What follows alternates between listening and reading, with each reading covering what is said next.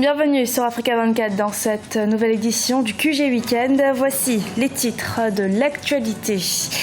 Au Mali, le procès du général Amadou Sanogo débute ce 30 novembre 2016. Il risquerait la peine de mort pour assassinat et complicité d'assassinat en 2013. Bilan de la première édition des Assises nationales de l'entreprise congolaise qui s'est achevée ce mercredi 9 novembre avec pour thème Congo, entrepreneuriat et émergence 2025. Cette édition a été le lieu d'échanges entre experts nationaux et internationaux. Un orchestre composé uniquement d'enfants en Guinée. Ils sont âgés de 7 à 12 ans et s'illustrent aussi bien dans la réinterprétation des musiques à grand succès que dans les titres originaux. En République démocratique du Congo, le Conseil de sécurité de l'ONU appelle Kinshasa à une transition pacifique vers une élection apaisée. En réponse, le président Joseph Kabila a invité la délégation à écouter les Congolais et à les aider à trouver une solution telle que les Congolais le conçoivent. On rappelle que la République démocratique du Congo traverse une crise politique profonde depuis la réélection du président Joseph Kabila en 2011 au terme d'un scrutin contesté. La crise a été aggravée par le report en avril 2018 de la présidentielle qui devait se tenir avant la fin 2016. Le général Amadou Sanogo sera jugé devant les assises à partir du 30 novembre 2016. Il est accusé d'assassinat et complicité d'assassinat de militaires en 2013. Le procès devrait se dérouler à Sikasso, une ville du sud du pays. Il encourt la peine capitale. Deogracia Sopodo. Le procès du général Amadou Sanogo doit s'ouvrir le 30 novembre 2016 à Sikasso, dans le sud du Mali. Le chef de l'ancienne junte militaire sera jugé devant les assises pour assassinat et complicité d'assassinat de militaires dont les corps ont été découverts dans un charnier en 2013. Selon le code pénal malien, l'accusé risque la peine de mort s'il est reconnu coupable des faits qui lui sont reprochés. Plusieurs autres personnes comparaîtront au cours de cette session d'assises qui a été délocalisée, notamment pour des motifs de sécurité. L'ouverture de ce procès est comme un soulagement pour les proches des militaires disparus. Pendant 3 ans, nous sommes en train de courir derrière cette procédure et que les victimes soient vraiment rétablies dans leurs droits. Donc si on nous donne une date, cela ne peut que nous réjouir. Nous voulons que les droits de toutes les parties représentées dans ce procès soient respectés. Et nous voulons qu'il y ait un procès juste et équitable. Nous ne voulons pas que ce procès soit quand même bâclé et que les juges puissent vraiment statuer en toute tranquillité et en toute indépendance. Pour les autorités maliennes, l'un des plus grands défis sera de concilier l'exigence de justice des familles des victimes avec le souci de la préservation de la cohésion au sein de l'armée. Cette dernière est toujours en voie de reconstruction après la débâcle de 2012 face à la rébellion Touareg et aux groupes djihadistes dans le nord du pays. Aujourd'hui, même si des zones entières échappent encore au contrôle des forces maliennes et étrangères présentes sur place, certains restent tout de même optimistes. Le Mali pourra renouer avec la stabilité grâce à une volonté politique et à l'implication de tous les acteurs. Ceux qui sont dans cette même armée, qui se sont mal conduits, vont être traduits devant la justice. Cela ne peut qu'amener une réconciliation au niveau des militaires et ensuite, par ricochet, une réconciliation de l'ensemble du peuple malien.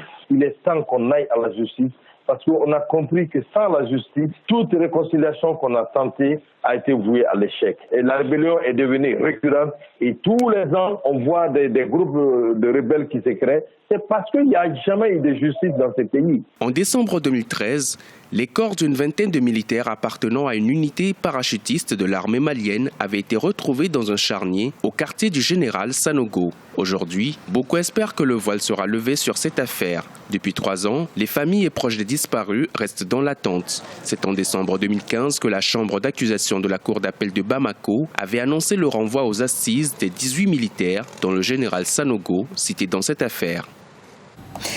Les magistrats tchadiens ont décidé de poursuivre leur mouvement de grève déclenché il y a 2 semaines. L'annonce a été faite par le secrétaire général du syndicat des magistrats tchadiens, précisant que la grève des magistrats est reconduite pour un mois. Ils exigent le paiement des arriérés de salaire et l'annulation du décret instituant la baisse des primes et indemnités des juges. La première édition des Assises nationales de l'entreprise congolaise a refermé ses portes ce mercredi 9 novembre à Brazzaville. Celle-ci a connu la participation de plusieurs acteurs des secteurs publics et privés de l'entrepreneuriat. Deva Panzou, notre correspondant au Congo. Environ 500 décideurs, représentants des administrations, des établissements publics, des entreprises privées et autres professions libérales, ainsi que ceux de la société civile, ont participé aux premières assises nationales de l'entreprise congolaise. Ces assises ont été l'occasion d'évoquer les défis, les difficultés des entrepreneurs auprès des autorités compétentes. Pour Christian, qui a étudié en Afrique du Sud, les artisans congolais, par exemple, souffrent d'un manque d'appui financier. J'ai étudié en Afrique. Mais regardez qu'aujourd'hui, les inventions que je fais, jusqu'à inventer des jus curatifs, au moins constitués de plus de 100 ingrédients, VIH, sida, cancer, vous voyez un peu. Mais on a plus que ça, on a beaucoup de projets. Mais comment on peut les concrétiser si l'État ne met pas les moyens en jeu ? Ils sont au courant des activités que nous menons, mais malheureusement, il n'y a pas d'appui. Les ministères aussi doivent financer les artisans. Ce qui nous manque, c'est ça. Vraiment, un grand problème, c'est ça. Il faut financer les artisans. Il faut voir par-ci, par-là, dans tous les coins. Tous les secteurs. Les premières assises nationales de l'entreprise congolaise ont permis de poser les jalons de ce qui sera le plan d'action pour l'entrepreneuriat, Congo Entrepreneuriat et Émergence 2025. Et pour cela, les pouvoirs publics devraient s'associer aux entrepreneurs afin de trouver des solutions susceptibles d'accompagner le développement de l'entreprise. Il faut que les acteurs, donc les entrepreneurs et l'État se mettent ensemble pour maintenant trouver des solutions. Et là, c'est ce que nous attendons. Nous espérons que ça sera fait dans les prochains jours. Le gouvernement congolais souhaite doter le pays de multiples petites et moyennes entreprises afin d'impulser la culture entrepreneuriale. Mais nombreux sont les jeunes entrepreneurs qui hésitent encore parce qu'une fois qu'ils se lancent, ils s'estiment abandonnés par les pouvoirs publics. En Guinée à présent, lumière sur un orchestre composé uniquement d'enfants. Son nom, les héritiers de Farafina. Chanteurs, batteurs, guitaristes, ces musiciens en herbe sont âgés de 7 à 12 ans. Reportage de notre correspondant en Guinée, Emmanuel Midemono.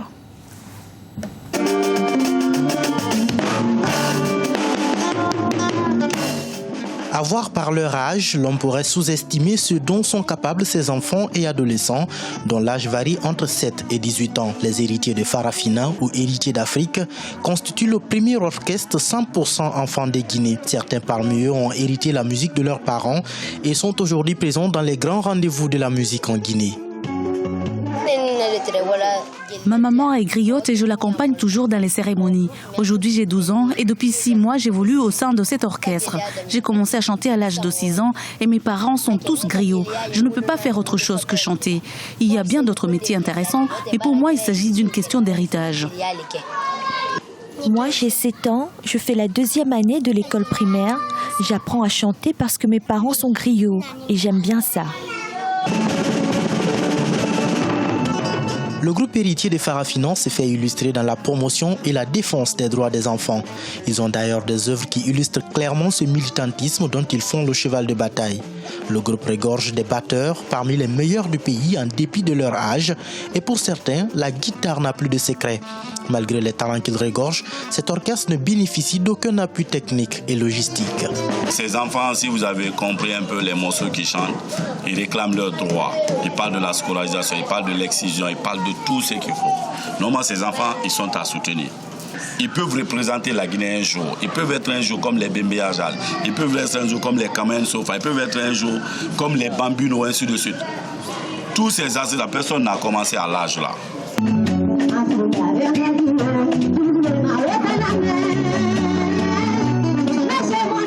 Actuellement en studio pour la préparation de futures chansons, les héritiers de Farafina n'ont rien à envier aux orchestres ordinaires.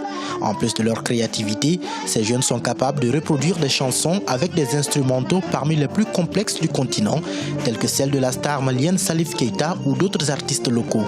Seul obstacle, ils doivent chaque jour louer ces instruments pour leurs répétitions ou prestations publiques. Ce journal a été réalisé par l'ensemble de la rédaction. Nous vous remercions de votre fidélité. Dans un instant, une nouvelle édition de l'actualité sur Africa 24.